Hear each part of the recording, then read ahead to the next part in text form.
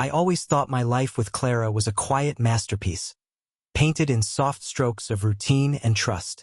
We'd been married 12 years, living in a modest house on the edge of town, where the trees whispered secrets to the wind. I'm Daniel, a man of simple habits.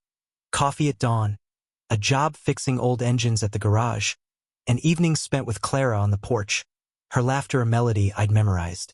She was a librarian, her world one of books and gentle order, her auburn hair always tied back in a way that made her look timeless. Our days were predictable, but I loved them for it. Then came the shift.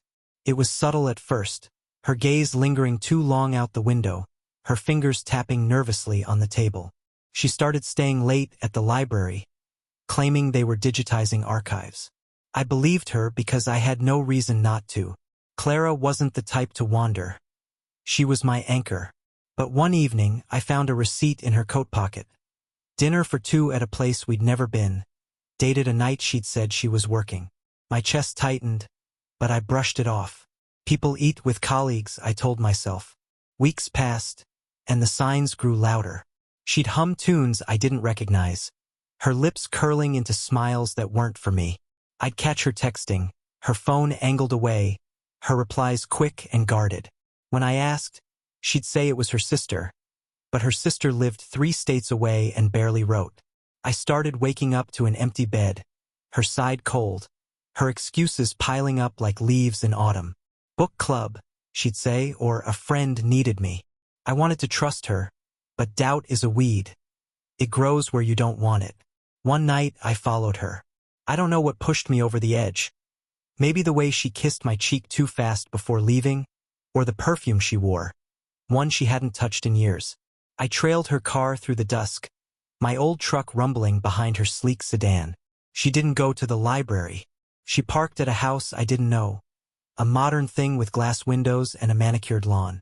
I watched her step out, her dress catching the moonlight, and then I saw him, Mark Hammond, the real estate guy from town, all slick hair and polished shoes.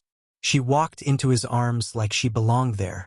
I sat in my truck, hands shaking on the wheel, the world tilting. My wife, my Clara, was someone else's now. I didn't storm in. I drove home, the silence in my cab louder than any scream.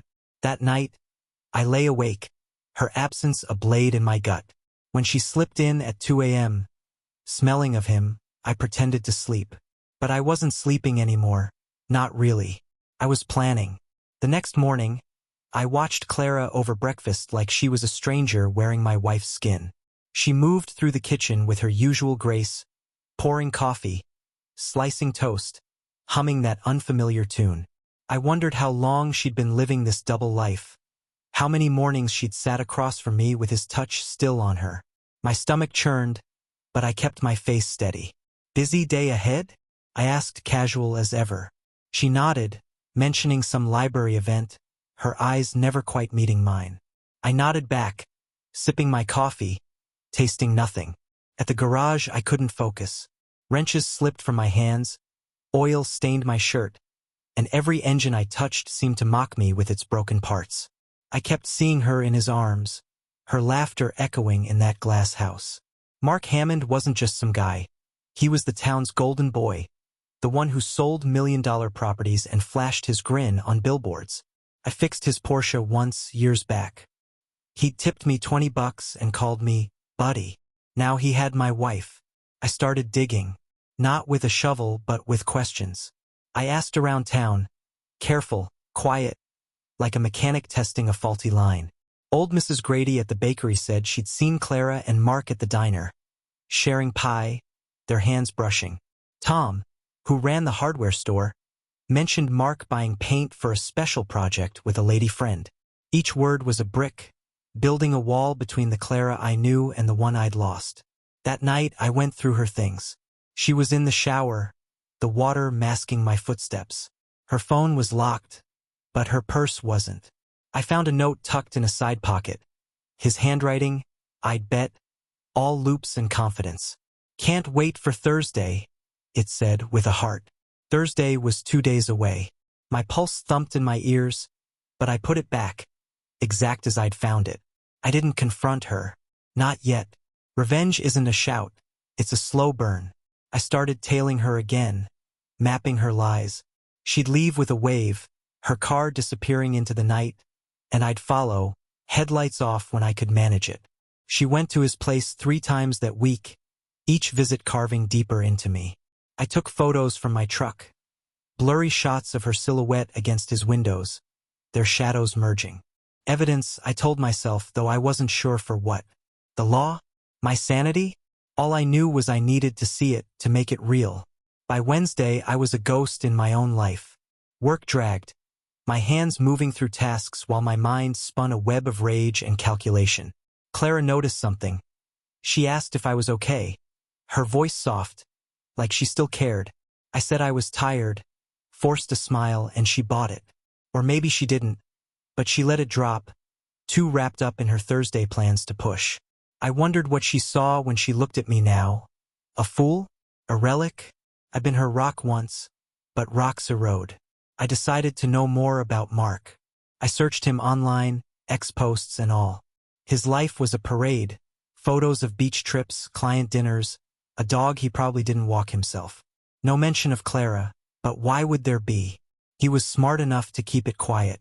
I found his profile on a real estate site. Mark Hammond, your key to luxury living. I wanted to smash that key into his smug face, but I had something better in mind. Thursday came and I called in sick. Clara left at 6. Her excuse, a staff meeting. I waited 10 minutes, then drove to Mark's. His house glowed against the darkening sky, all glass and arrogance. I parked a block away, grabbed my binoculars, old ones from a camping trip, and watched. She arrived at 6:15, her car pulling into his drive like it belonged there. He greeted her at the door, a bottle of wine in hand, and they vanished inside. I sat there for hours, the night pressing in, my breath fogging the glass. At 9:30, I saw movement. They stepped onto his balcony, her hair loose, his arm around her. She leaned into him, and he kissed her temple, gentle, familiar. My hands clenched the binoculars so hard I thought they'd crack. I snapped more photos, the lens trembling. That kiss wasn't new. It was practiced. How long had this been her life? How many nights had I slept alone while she built this other world? I drove home, my mind a storm. Revenge wasn't just an idea now, it was a need, clawing at me. But it had to be perfect, something they'd never see coming. Something crueler than confrontation. I poured a whiskey, sat in the dark, and let the plan take shape. They'd built their little paradise. I turned it to ash. Friday morning, Clara acted like nothing had changed. She kissed my forehead, said she'd be late again. Another library thing. And left with a smile I used to believe in. I nodded, mute, my thoughts a tangle of thorns. The photos from last night sat on my phone, a gallery of betrayal I couldn't stop scrolling through. Her leaning into him, his hand on her waist, their ease. It wasn't just a fling. It was a life they'd carved out, a secret house where I didn't exist. I called a friend, Jake, who owed me a favor. He's a private guy, ex-cop, the kind who knows how to dig without making noise. I didn't tell him everything, just that I needed info on Mark Hammond, off the books. Jake didn't ask why, he knew my tone. By noon, he texted me a file, Mark's financials, properties, even a list of his regular haunts. The guy was loaded, but not clean. Shady deals, unpaid taxes, a mistress or two before Clara. She wasn't his first conquest, just his latest. That afternoon, I went to the library, not to confront her, but to see her world. She wasn't there, her desk empty. A coworker saying she'd taken a personal day. I wandered the stacks, her domain, and found a book she'd mentioned loving. The Secret Garden. I flipped through it, and a photo slipped out, her and Mark, smiling at some vineyard, dated 6 months back. 6 months. Half a year of lies, tucked between pages she knew I'd never touch. I pocketed it, my jaw tight, and left. At home, I pieced it together. The late nights, the new perfume, the way she'd stopped asking about my day. It wasn't random. It was a pattern, a slow fade from me to him. I sat in our living room, surrounded by furniture we'd picked together, and felt like a tenant in my own past. But the photo burned in my pocket, and with it, an idea. Revenge wouldn't be loud or fast. It'd be a quiet ruin, something they'd live with long after I was done. That night, I waited up. She came in at midnight, her cheeks flushed, her story about a book sale flimsy as tissue. I asked how it went, my voice calm. She stumbled over details, then kissed me goodnight. Quick, distracted. I lay beside her, her breathing steady, and plotted. Mark's weakness was his image. Clara's was her guilt. I'd use both. Saturday broke cold and gray, matching the hollow in my chest. Clara bustled around, humming again, her cheer a mask I wanted to rip off. I watched her over coffee, noting every move. The way she checked her phone, the quick glances at the clock. She said she was meeting a friend for lunch, someone I didn't know. I didn't push. I just smiled and said, "Have fun." She left at 11, her car peeling out too fast, and I knew where she was going. I opened Jake's file again. Mark owned 3 properties. The glass house, a condo downtown, and a cabin an hour north. The cabin intrigued me, remote, private, a perfect hideaway. I drove there, the road winding through pines, my truck rattling over gravel. It was a sleek little place, all wood and windows, nestled by a lake. No cars, no signs of life, but I found tire tracks matching her sedan. They'd been here, maybe still came here. I took photos, my boots crunching leaves, my breath sharp in the chill. Back home, I dug deeper. Mark's ex-posts bragged about his weekend escapes. Photos of that lake glinting behind him. No Clara in the shots, but the timeline fit. Dates when she'd been away. I cross-checked her excuses with his posts, and the overlap was a punch to the gut. A year, maybe more. I found a receipt in her car later. Gas from a station near the cabin, dated a month ago. She'd covered her tracks, but not well enough. The cruelty of my plan crystallized then. I wouldn't just expose them. I'd unravel their lives thread by thread. Mark's clients, his reputation. Clara's quiet world, her precious library job. I'd turn it all against them. I called Jake again, asked him to tail Mark, get proof of anything dirty. "You sure about this?" he asked. "Yeah," I said. "I'm sure." That night, Clara came home late, her hair damp like she'd showered elsewhere. She slid into bed, murmured something about traffic, and slept. I stared at the ceiling, my mind a forge. I'd start with the cabin, their little Eden. I'd make it their hell, and they'd never see me coming. Sunday morning, Clara was all brightness, flipping pancakes like we were still the couple in the faded photos on our fridge. I played along, flipping a smile back, asking about her lunch yesterday. She said it was fine, just catching up with an old friend. Her words smooth as syrup. I nodded, chewing slowly, tasting the lie in every bite. She didn't know I'd been to the cabin, that I'd stood where she'd stood with him, my boots on their sacred ground. That knowledge was mine alone, a quiet weapon I cradled. After she left for a supposed errand, I got to work. The cabin was my starting point. Not to burn it down, no, nothing so crude. I drove back, the lake shimmering under a weak sun, and scoped it out. It was isolated, perfect for secrets, but that cut both ways. I found a spot behind a thicket of pines, a vantage point where I could watch unseen. I set up a cheap trail camera, the kind hunters use, angled at the driveway. It'd snap photos when they came, time-stamped evidence piling up. I wasn't sure how I'd use it yet, but I'd know when the time came. Back home, I rifled through Clara's desk. She'd always been meticulous. Bills filed, notes neat, but I found a hidden drawer, locked. I pried it open with a screwdriver, my pulse thudding. Inside was a journal, leather-bound, her handwriting curling across the pages. I flipped to the latest entry. "M says we should go away for a week, just us. I want to, but D's been quiet lately. Guilt's a funny thing. My name, D, felt like a stranger's. She'd written about Mark for pages, her words tender, alive in a way they'd never been for me. I shut it, my hands cold, and locked it back. That night, she came home with groceries, chatting about a sale on apples. I watched her unpack, her ease of performance I'd once applauded. I asked about her day, casual, and she stumbled. Said she'd been at the store all afternoon, but the receipt showed a timestamp from 2 hours ago. The rest of her day was unaccounted for, and I knew where it had gone. I didn't call her out. I just poured a whiskey and let her chatter, my silence a wall she couldn't see.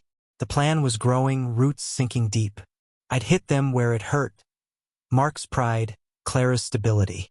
But it wouldn't be a scene or a shout. It'd be something they'd carry, a weight they couldn't shake. I slept that night with my back to her, dreaming of the cabin, the lake, and a reckoning they'd never forget. Monday, I went to the garage like always, but my hands moved on autopilot. Engines purred, tools clinked, but my mind was elsewhere. On Clara's journal, on the camera ticking away at the cabin. Jake called midday, his voice low. He'd followed Mark, caught him meeting a woman downtown. Not Clara, someone younger, all legs and giggles. He's a player, Jake said. You want more? I told him yes, keep digging. Mark's greed would be his noose. I'd just tighten it. At home, Clara was distant, her phone buzzing more than usual. She stepped outside to take a call. Her voice hushed, and I cracked the window to listen. I can't this week, she said. He's acting strange. Me, she meant. I was the strange one now, the obstacle in her fairy tale. She came back in, smiled too wide, and asked if I wanted tea. I said sure, watching her hands tremble as she poured. Guilt, she'd written. Good. Let it fester. I checked the camera feed that night, remote access through an app. 2 photos popped up, her car, then his pulling in Saturday afternoon. They'd been there while I'd sat at home, swallowing her lunch lie. The images were grainy, but clear enough.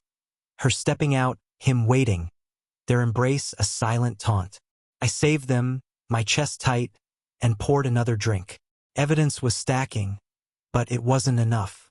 I needed something bigger, something to twist the knife. Tuesday, I visited the library again. Her coworker, a mousy woman named Ellen, was there. I played the doting husband, asking about Clara's schedule, saying I wanted to surprise her. Ellen hesitated, then said Clara had been taking a lot of personal time lately. Unplanned, unlike her. I thanked her, left a note on Clara's desk. Missed you today. Love, D. Let her squirm, wondering what I knew. That night, I dreamed of the cabin burning. Not with fire, but with something colder, sharper. I woke with a plan. I'd use Mark's other women, his secrets, to unravel him. Clara would watch it happen, her paradise crumbling, and she'd know I'd built the trap. It was coming together, piece by jagged piece. Wednesday, the air felt heavy, like the world knew what was brewing. Clara left early, claiming a meeting with a book supplier. I didn't bother tailing her. The camera would tell me where she'd been. Instead, I met Jake at a diner outside town. He slid me a folder, photos of Mark with the younger woman, receipts from hotels, even a text log he'd sweet-talked from a contact. Mark was sloppy, juggling too many lives. He's got a wife too, Jake said. Lives in the city. Doesn't know about any of this. A wife. Another thread to pull. I drove to the city that afternoon.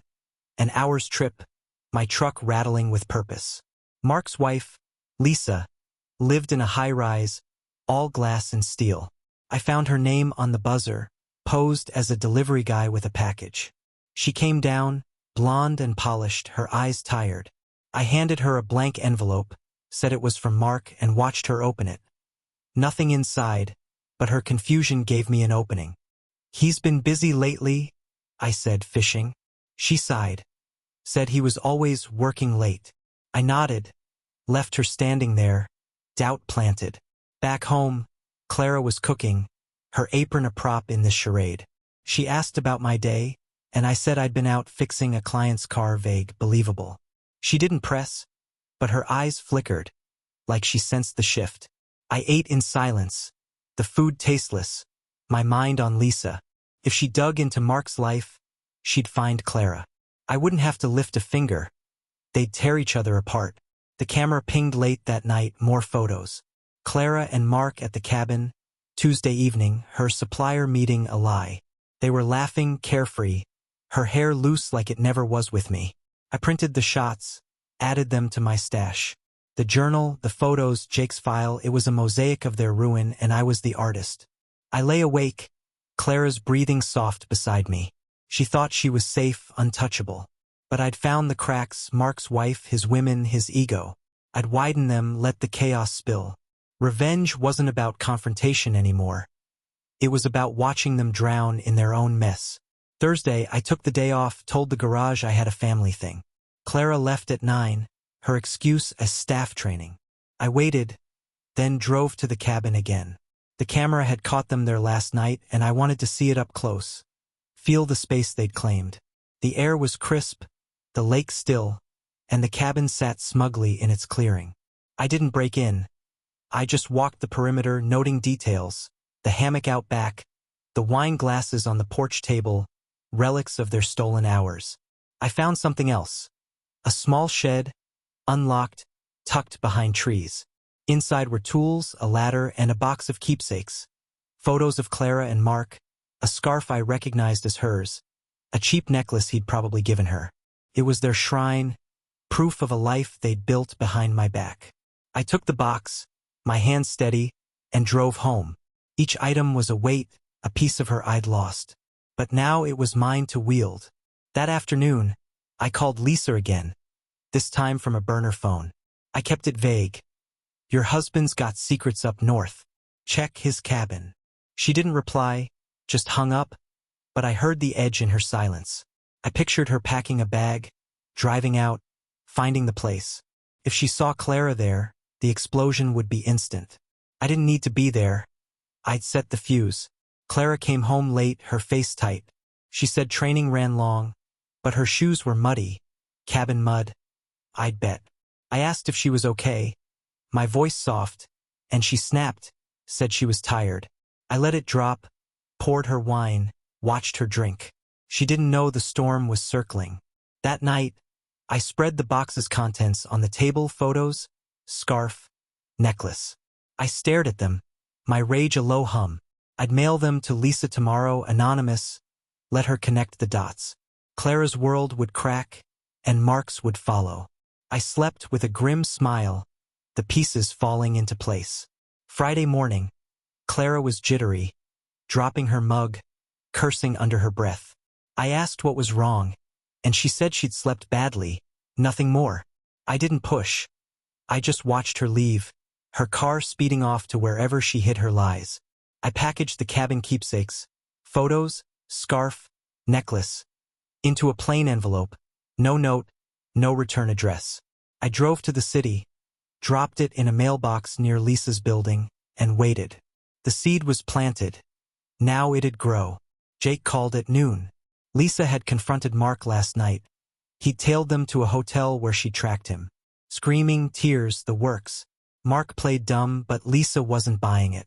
She'd mentioned a cabin, said she was going there.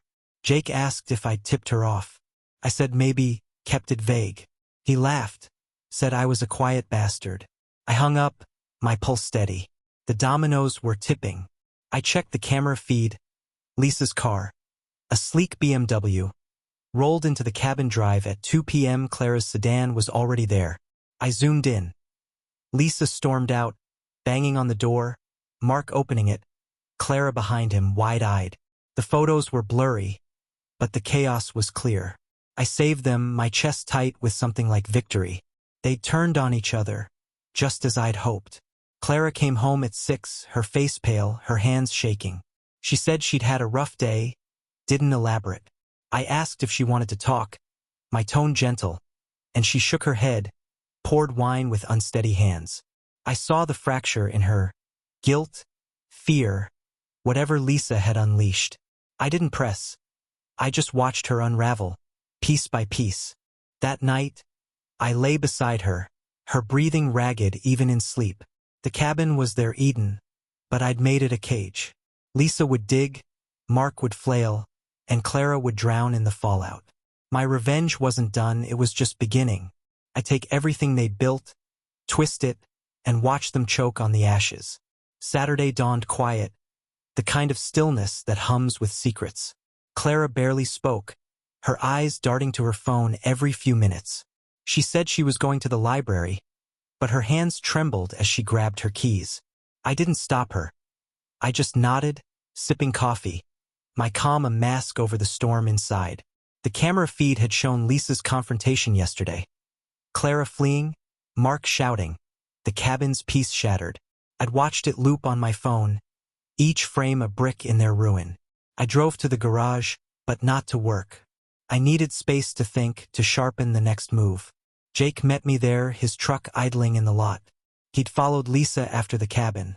She'd gone straight to a lawyer, then a PI. She's out for blood, he said, grinning. Mark scrambling. Called some woman. Your wife, I think, sounded panicked. I thanked him, slipped him cash, and sent him off. Lisa was a wildfire now. I just stoked the flames. Back home, I dug into Mark's world again. His real estate empire was built on flash, big sales, bigger loans. I found his company's client list online, cross-checked it with Jake's file. One name stood out. Paul Grayson, a developer who'd bought a strip mall from Mark last year. I knew Paul from the garage. He'd brought in a Bentley once, all bluster and cash. I called him casual, said I'd heard Mark was shaky, maybe overextended.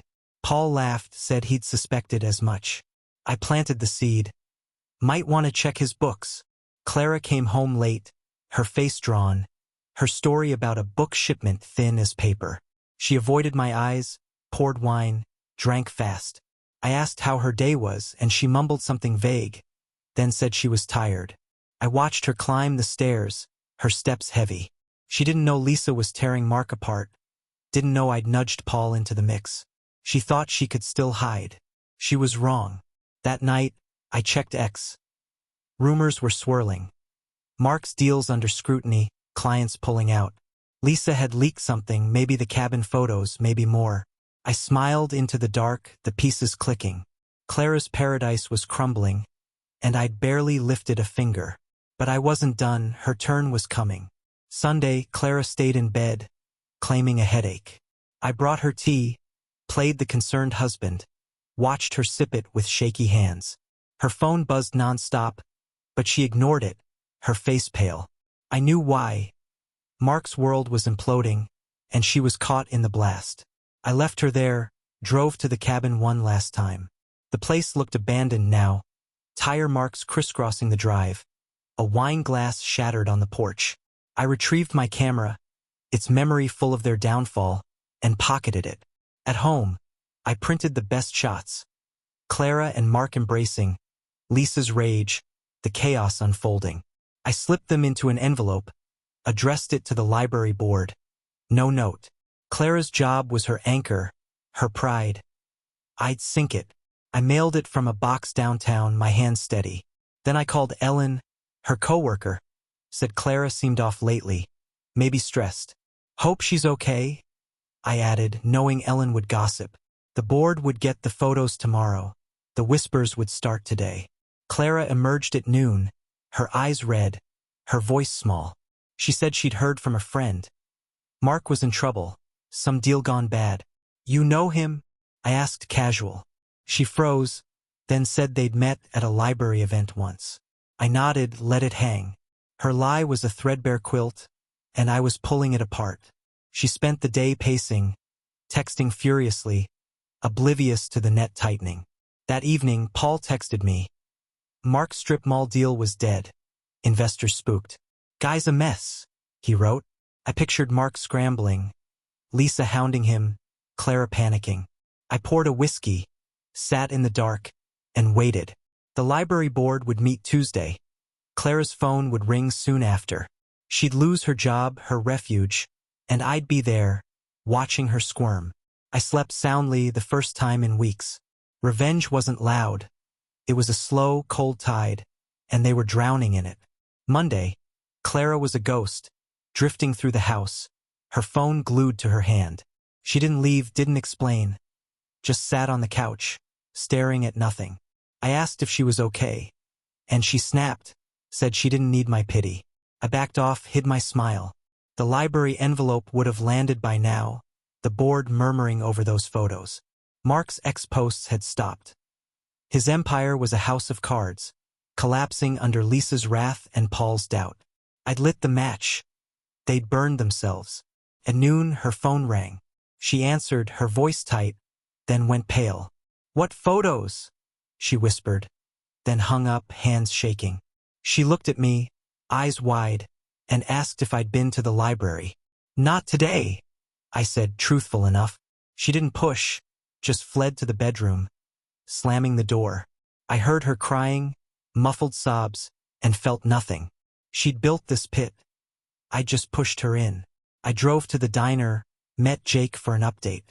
Lisa had filed for divorce, hired a shark of a lawyer, and was digging into Mark's assets, the cabin included. "She found a woman's stuff there," Jake said. "Not hers. Clara's scarf, maybe, or that necklace. Mark was broke, his clients gone, his charm useless." Jake asked if I'd seen Clara. I said she was under the weather. He smirked, didn't press. Back home, Clara was packing. Not leaving, just shoving clothes into a bag. Frantic. "Where you going?" I asked, leaning on the doorframe. She said a friend's, needed space, wouldn't look at me. I let her go, watched her car peel out. She thought she could run, but the library called an hour later.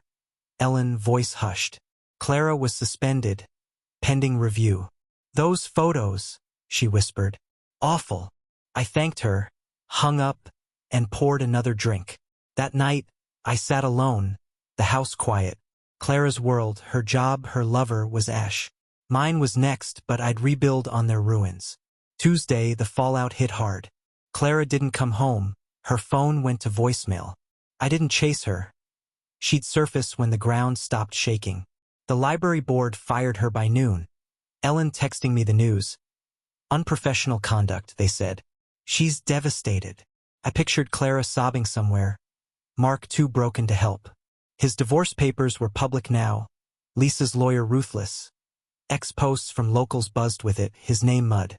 I'd turned their secret into a spotlight, and they couldn't hide. I went to the cabin again, not for photos, just to feel it. The place was trashed. Windows cracked, furniture overturned. Lisa's rage etched into every splinter. I found Clara's journal in the shed, pages torn, her handwriting a frantic scrawl. "It's over. He knows. Not Mark, me." She'd figured it out or guessed, but too late.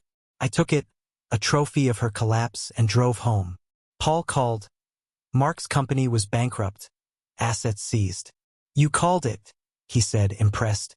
I shrugged it off, said I'd heard rumors. The garage was steady. I'd keep my hands dirty, my life simple. Clara's car was in the drive when I got back.